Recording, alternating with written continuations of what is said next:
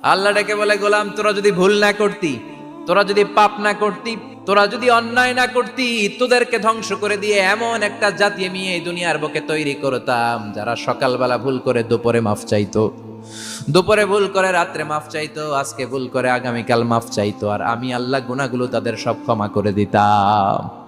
ক্ষমা করে দিতে আল্লাহর বড্ড ভালো লাগে। বান্দা আল্লাহর কাছে বারবার চাক, চোখের পানি ছাড়ুক, এটা আল্লাহ পছন্দ করে। চোখের পানির যে কত পাওয়ার আপনি কল্পনাই করতে পারবেন না। অনুশোচনার চোখের পানি চোখ বেয়ে নাকের ডগা পেয়ে জমিনে পড়ার আগেই আল্লাহ এই বান্দারে মাফ করে দেয়। বিশ্বনবী ডেকে বলে, ও আমার উম্মতেরা শোনো, আল্লাহর কাছে দুনিয়ার মানুষদের দুই ফোঁটা পানি সবচেয়ে প্রিয়। এক হলো জিহাদের ময়দানে রক্তের ফোঁটা, দুই হলো অনুতপ্ত বান্দার চোখের পানির ফোঁটা।